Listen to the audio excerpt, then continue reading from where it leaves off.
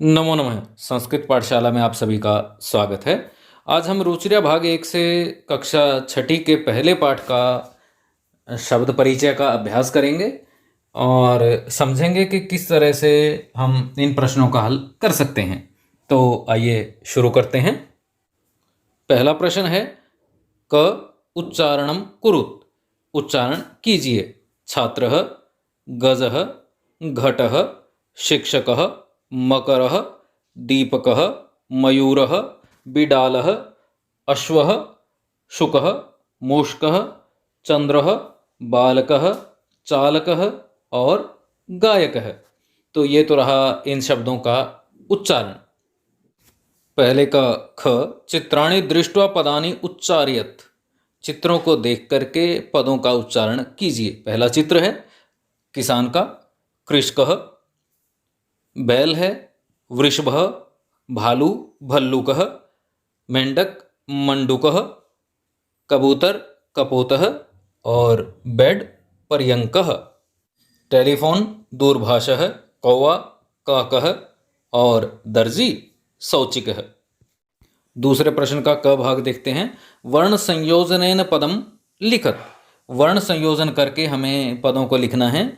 जैसे चष्कह का दिया हुआ है च जमा अ जमा श जमा अ जमा क जमा अ, मिलाकर के बन गया चष्कह। इसी तरह से स जमा औ सौ, च जमा ई ची, क जमा अ शौचिकः, श जमा उ जमा न जमा अ, क जमा औ शुनकौ। और आगे है ध जमा आ धा, व जमा अ व, त जमा अ धावतः, व जमा री जमा द जमा ध जमा अ वृद्ध, ग जमा आ ग, य जमा अ य, न जमा त जमा ई गायन्ति। अब ख देखते हैं। पदानाम वर्ण विच्छेदम प्रदर्शित। पदों का वर्ण विच्छेद करके हमें लिखना है। पहले में अलग अलग वर्ण थे, उन्हें एक साथ लिखना था। अब अलग अलग करना है। सिव्यति स जमा ई जमा व जमा य जमा अ जमा त जमा ई सिव्यति। वर्णः व जमा अ जमा र जमा ण जमा अ वर्णः। कुक्करौ क जमा उ जमा क जमा क जमा उ जमा र जमा औ कुक्करौ। और अंत में है मयूरः म जमा अ जमा य जमा उ जमा र जमा अ मयूरः। अब तीसरा प्रश्न देखते हैं। उदाहरणम दृष्ट्वा रिक्त स्थानानि पूर्यत। उदाहरण को देख करके रिक्त स्थानों की पूर्ति कीजिए।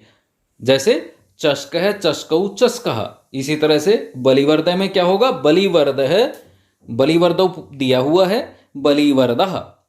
शुनकः दिया हुआ है, आगे क्या होगा? शुनकौ शुनकः। आगे मृग मृगौ मृगः दिया हुआ है, शोचिक शोचिकौ शोचिकः और मयूर है, मयूरौ मयूरः। बस इसमें ध्यान आपको क्या रखना है? प्रथमा विभक्ति है ये शब्द रूप की, चषकः चषकौ चषका। इसी तरह से बलिवर्द है, बलिवर्दौ बलिवर्दः, शुनकः शुनकौ शुनकः, मृग मृगौ मृगः, शोचिक शोचिकौ शोचिकः और अंत में है मयूरः मयूरौ मयूरः। अगला प्रश्न है चित्राणि दृष्ट्वा संस्कृत पदानि लिखत। चित्रों को देख करके संस्कृत पद लिखिए। हाथी है, गजः, कौवा है, काकः, चंद्रमा है, चंद्रः, ताला है, तालः, भालू है, भल्लुकः और बिलाव है, मार्जारः। पांचवा प्रश्न है चित्रम दृष्ट्वा उत्तरम लिखत। चित्र को देख करके उत्तर लिखिए। यथा जैसे बालकः किम करोति। बालक क्या करता है? आप देख रहे हैं बालक क्या कर रहा है? पढ़ रहा है। बालकः पठति, पठ धातु का लट लकार का एक वचन। अश्वौ किम कुरुतः। घोड़े क्या करते हैं? अश्वौ धावतः। घोड़े दौड़ते हैं, दो घोड़े दौड़ते हैं। आगे देखिए कुक्कुरः किम कुर्वन्ति। कुत्ते क्या करते हैं? कुक्कुरः बुकन्ति। कुत्ते भौंकते हैं। यहां भी लट लकार है पर बहुवचन का प्रयोग है, बुकन्ति। अब आगे देखिए, छात्रौ किम कुरुतः, छात्र क्या करते हैं। छात्रौ तिष्ठतः, दोनों छात्र खड़े हैं। कृषकः किम करोति, किसान क्या करता है। कृषकः कर्षति, किसान खेत जोतता है। गजौ किम कुरुतः, दो हाथी क्या करते हैं। गजौ चलतः, दो हाथी चलते हैं। छठा प्रश्न है, पदानि संयोज्य वाक्यानि रचयत, पदों को मिलान करके इकट्ठा करके वाक्यों की रचना कीजिए। गजः चलन्ति, सिंहौ गर्जतः, गायकः गायति, बालकौ पठतः और मयूरः नृत्यन्ति। देखिए, वाक्यों की रचना भी आप मिलान उसी दृष्टि से करेंगे जो कार्य, जो क्रिया आपके कर्ता के साथ जुड़ी हुई है। जैसे गजः चलन्ति, हाथी चलते हैं। हिंसौ गर्जतः, शेर गरजते हैं। गायक है गायति, गायक गाता है। बालकौ पठतः है, बालक पढ़ते हैं। और मयूरः नृत्यन्ति, मोर नाचते हैं।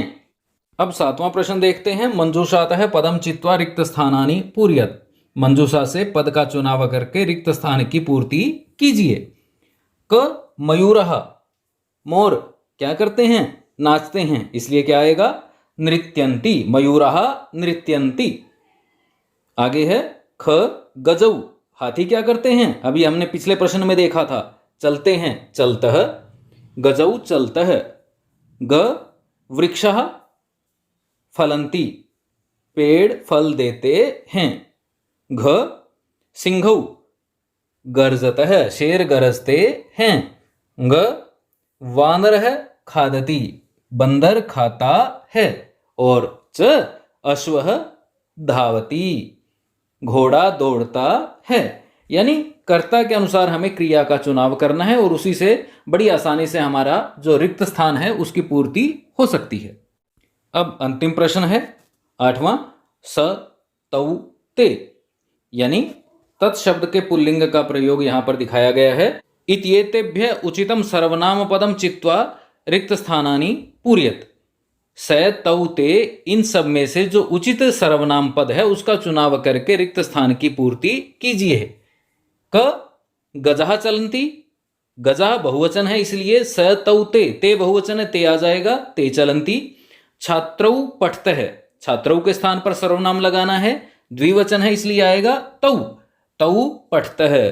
ग में वानरः क्रीडन्ति, वानरः बहुवचन है, ते आ जाएगा, ते क्रीडन्ति। घ गायक है गायति, गायक गाता है, गायकः के स्थान पर आपको सर्वनाम पद का प्रयोग करना है। गायक है एक वचन है इसलिए क्या आएगा, स गायति। और मयूरः नृत्यन्ति, ते नृत्यन्ति। ये हमारा पहले पाठ का अभ्यास पूरा हुआ। और अब ध्यान से आप इसको लिखें, समझें और पढ़ें। कोई समस्या है तो हमें प्रतिक्रिया में लिखें। धन्यवाद।